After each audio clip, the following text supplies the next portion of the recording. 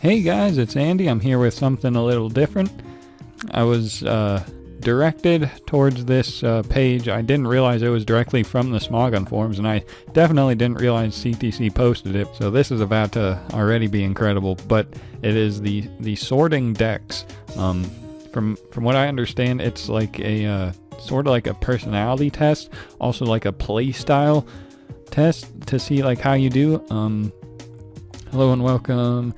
You can see which house you belong in and find out what your competitive player archetype is. Smogon House is created by yours dude, CTC made this. Whatever CTC makes, you already know is top tier. Joint effort with myself and ABR, okay? Okay, so there's 3 Smogon houses apparently. Abracus, School for the Gifted, Institute de Mater, and Victorium Hall, depending on your personality. Okay, that's the personality test, apparently. It's meant to be an accurate but fun assessment of how you approach the game and where you belong as a student of Smogon University. Alright, take this quiz truthfully and accurately. Well, that's what I plan to do. Test will reveal your competitive playstyle is one of 8 unique combinations with 1 extra subsidiary style, 16 possible outcomes. Alright. Without further ado, click begin trial. Please post your results. Okay. And this is what we click. Begin trial. Then here's showing the houses. Okay, but we'll say that until... Okay. Find your program at Smogon and discover your uniqueness as a player. Let's find my program. Alright, which of the following is most impressionable from your early memory of Pokemon? Evolving through trade, learning about EVs, or shiny hunting? Earliest memory? Not earliest, the most impressionable. Okay, so I guess I was learning about EVs because like I didn't have many friends to trade with. I didn't really care about shiny hunting. Like it just, like the concept of it back then, it didn't seem like something you could just do. Like shinies seemed too rare to me to reasonably try to shiny hunt. I mean, we're talking early memory, so that was, let's just say Ruby Sapphire, like 2003 or 4. Shiny hunting never applied to me. I'd say learning about EVs, which happened a little later than that. If you were to reminisce the most fun place to play Pokemon, it would be at home in bed, on long car rides, at school, under the table. I never played Pokemon at school. They outlawed the cards like the day I became interested in the card game, and Game Boys weren't allowed either, so long car rides. Then again, I kind of get car sick when I do things, so I'm just gonna say at home in bed. What type of figure describes you in the community? A vocal leader of discussion, people listen to what you have to say? Well, I mean, I do got a clean 62 subscribers, and I'm sure you guys are listening to what I say. A neutral moderator who is good at managing relations. I'd say that's also equally applicable. A silent observer who, through few words, gets people thinking. Now that, I'd like to say this, but this is probably most appropriate, I think, you know, with these conditions. 3 Pokeballs are placed before you.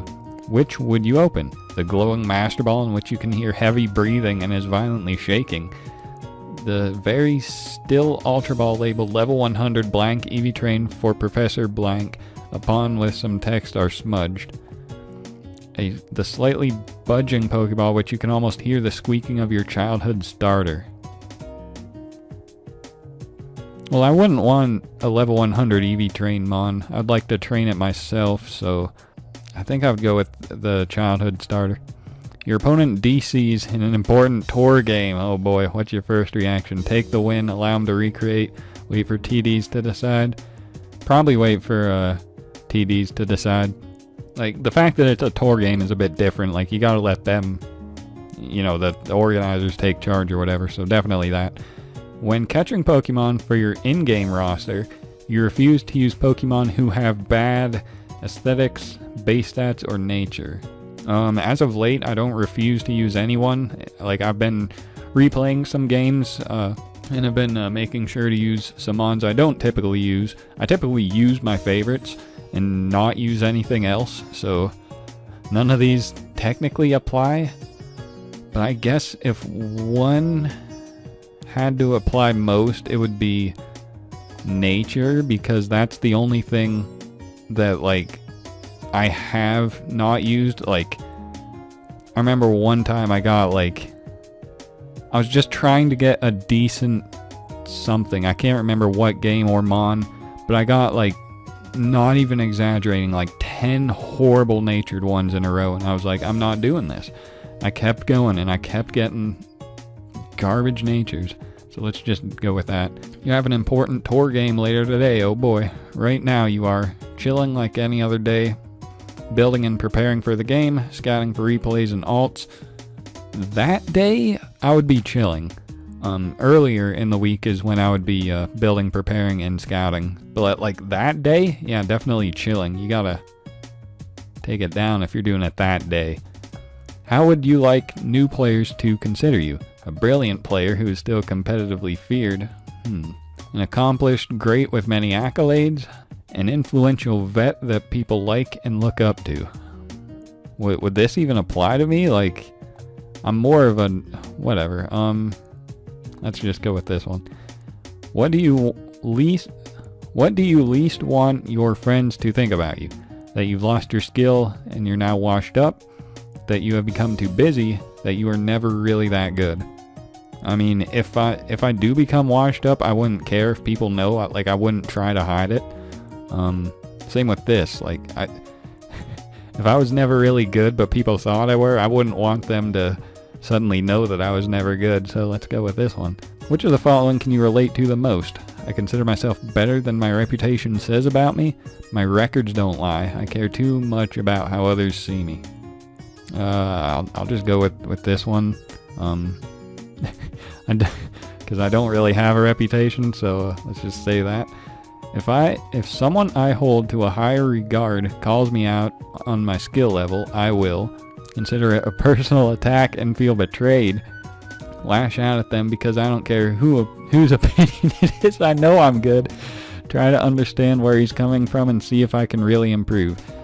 Now, it depends what CTC means here by calling me out. Like, if it's legitimate criticism, I will definitely try to, take that advice. But if he's just saying you're trash, then probably more like this answer. But we'll go with the responsible answer. For an important tour game, which of the following fits me the most? I'll get my hands on every piece of information to counter style. I'll bring something I'm comfortable with and built myself. I'll use a friend's team or asking them for advice. Definitely like somewhere in between these two. Like, I'll bring something I'm comfortable with. Not so much built myself. As of late, I've been less comfortable using teams I've built. But I don't really ask friends for teams now that I think about it, or advice, so I'll just go with this one. How would you like to be seen by your peers? Imitated, praised, liked, envied. How would I like to be seen? Wait, this is like a... How would you like to be seen by your peers? Would that mean that they see me as being liked by the community? I don't get this question. I think I'm overthinking it. Whatever, I'll just say liked. Ranking them in order, seeing your non-competitive friends have these mons in their in-game parties irks you the most. Assuming he doesn't know why any of these is bad. First HM Slave Charizard, then Neverstone Magikarp. Wait, what's the question? Irks you the most, okay. Physical Alakazam, then... Oh, so it's the same three mons. Just which order irks you the most? Okay. Probably the physical Alakazam, then the Magikarp, then the HM Slave Charizard. Which argument would you most agree with in a debate about which of these three is the best? Giovanni, Champion, because champions always have more competitively sound teams. Elite Four, because my favorite typing is among them. I mean, well, it can't be anything other than Champion, really. Like, If we're really debating here, I mean, come on. The best starter of the bunch is... Oh, you guys, you cannot...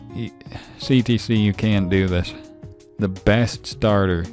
And they list 3 of my favorites. Wow. You know what? Tried and true Swampert. Let's go. Which group is better? Fire Red, Ruby, Black, X, or Sun, Leaf Green, Sapphire, White, Y, or Moon.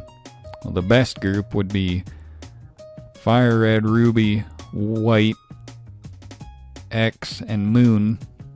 Just the games I own. So, yeah, let's go with this one because it's closer. Which of the following do you prefer?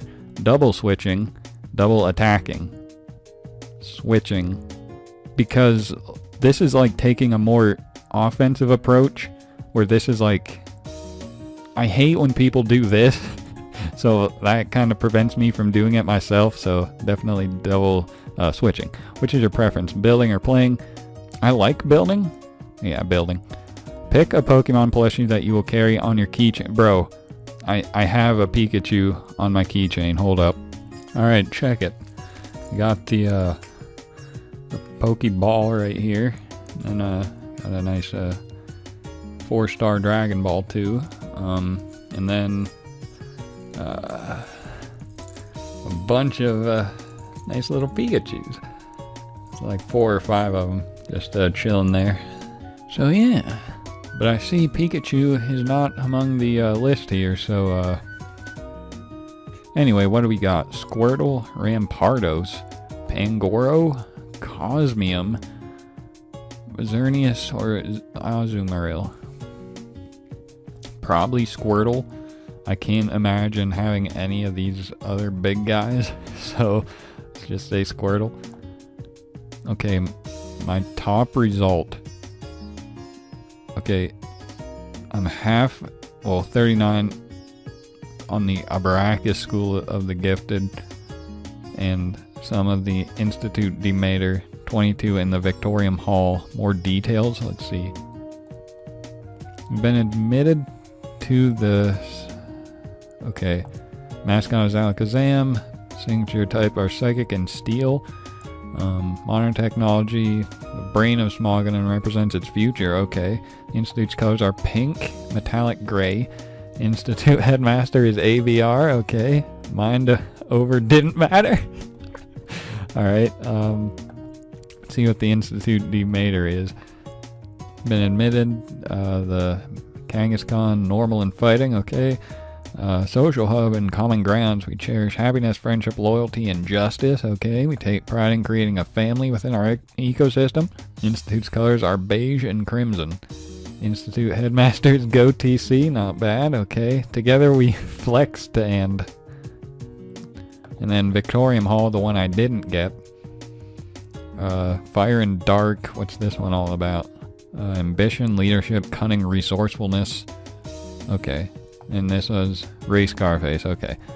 So what now? Is this it? Hold up. I thought there was more to this. There's like a part 2. Institute, Demeter, Victorium Hall. Is that all? Oh, section 2. Here we go. The competitive archetype quiz. Okay, begin test. Nice. Okay, so I'll just keep this open. Okay, see Brock's cut in half, so he's only his legs. What's happening here? I think that's Brock. I don't know. How do you play the game? Begin. Okay, let's begin. You prefer to act immediately rather than speculate about various options. I gotta agree. Not strongly, but that's what I usually do, so I'll agree slightly. I'd rather have a 7 out of 10 Pokegirl than a 10 out of 10 Dream Girl who made me quit the game. Oh man. The thing is, if I had a Dream Girl, I would probably want to spend time with them instead of Pokemon, you know? So I feel like this is sort of null and void. But at the same time, if the Dream Girl makes you quit, that's a no-go. So like, this is a tough one, man. I gotta go with uncertain. Like that, Can't decide. Strict observance of the established thought is likely to prevent a competitive edge. I don't know what I just said. Strict observance of the established thought is likely to prevent a competitive edge. I gotta slightly agree again. Yeah, slightly. As a rule, you proceed only when you have a clear and detailed plan. That I slightly disagree with. Sometimes I proceed when I don't have a detailed plan, but most of the time I like to have a plan, so I gotta disagree there. Wait. That's backwards. You only... Okay, so... Yeah, agree slightly. Okay. You are often flustered by luck not going your way. Strongly disagree. I don't care when I get lucked. Like when it comes to hacks, I mean, like... That's something I can't control. I don't let any of that bother me. It took me a relatively long time to get good competitively. Strongly agree. I always build my own teams because I don't want to use what everybody else is using. I gotta strongly disagree. Well, is it strongly? Yeah, because I disagree on both points. Like, I don't always build my own teams. I don't necessarily want to not use what everybody else is using, and that's not why I do build teams. Like, on 3 levels I disagree with this, so that's pretty strongly. You like to be engaged in an active and fast-paced game. Does this mean one we're playing, or like something we're spectating and like we're hyping in the comments, or what is this? I don't understand the question. Or does this mean like the type of game we like to play is active and fast-paced? Because that I agree with. I'll agree. You think it's unnecessary to stray from team-building conventions? No. I don't strongly disagree, but I do disagree with that. Because, straying away from conventions is... There's nothing inherently wrong with that. It's just, you gotta work to get results, So, disagree slightly. You look to usage stats when building choosing teams because mons are used for a reason. Now, that is true. At least agree, maybe strongly agree. I'll slightly agree. You easily see why certain mons perform better because of their inherent superiority rather than attributing it to team structure. I mean, I guess I agree. Is this talking about like... Yeah, I agree. Pokemon is a game of punishing mistakes, so it's better to wait for an opening than risk slipping up first? How does that... If you're waiting, then you have an opportunity to slip up. I don't know about this one. I disagree slightly. You're inclined to rely more on improvisation than planning. This I gotta strongly disagree with. I'm not really good on improvising. You find it difficult to set aside impulse and instinct. Disagree. You tend to rely on what you have had success with rather than on theoretical alternatives. Yeah, because like back in the past, that used to be me. It still kind of is, but now I'm more open, so I don't know. I'll agree slightly. You rarely deviate from your staples. This, as much as I hate to say it, this is a bit true, so I'll agree there. You think that almost everything can be analyzed, matches, teams, players?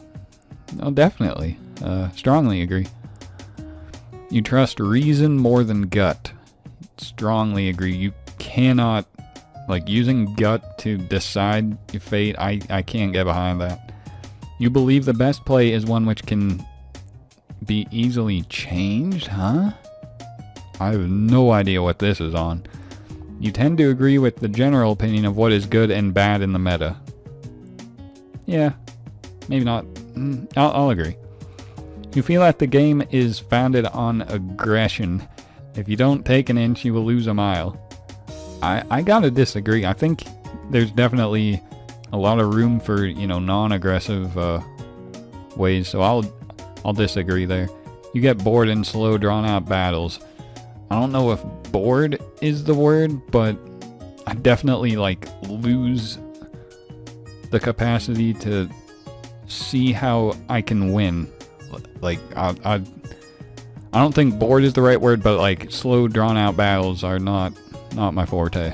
If it came down to it, you would not be against using Baton Pass if it meant giving you an advantage. Now, what does this even mean? Like, Baton Pass is banned. Does it mean if it wasn't banned, would I? Yeah, I wouldn't be against using it. Baton Pass is a cool move. It's kind of cancerous sometimes, but I wouldn't be against it just because it's Baton Pass. I don't know what this question is getting at. The longer your opponent takes, the more likely you are to cancel your move. No, because I usually...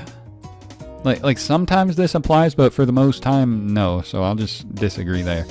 You would rather play a top tier player than an unknown player.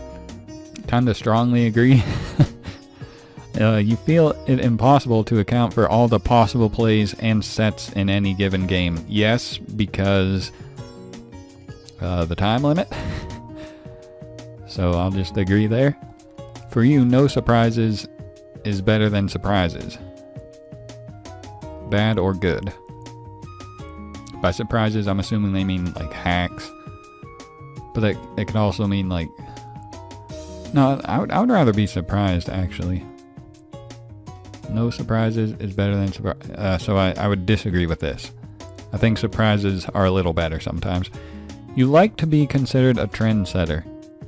Not really. I don't care if people follow my trends. Not into that. You often find yourself caught off guard by your opponents.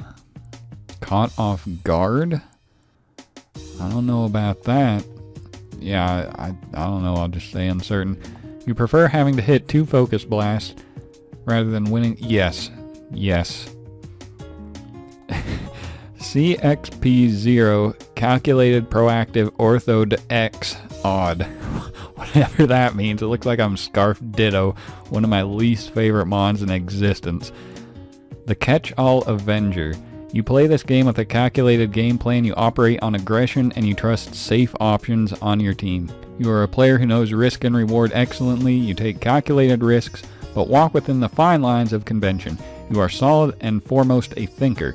You plan things out very well, and that makes the combination of a solid, standard team alongside your aggression such a consistently potent threat to face.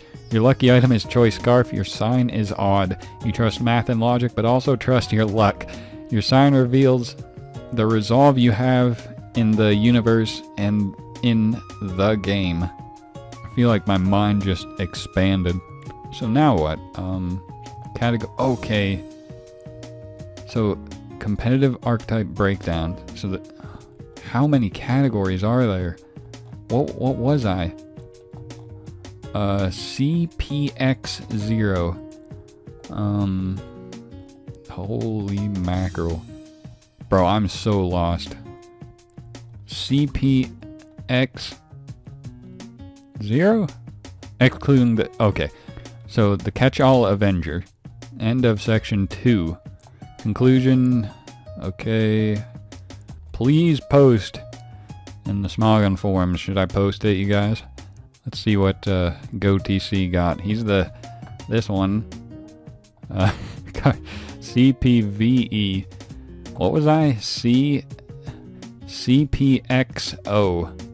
Alright, I might post this, but this video's probably gone on long enough. Thank you if you stuck through the whole thing. I'll leave the link to this in the description, by the way, if you haven't taken it for yourself and want to take it. But yeah, like I said, thank you for watching. Look forward to more quality content coming up, and have a good day.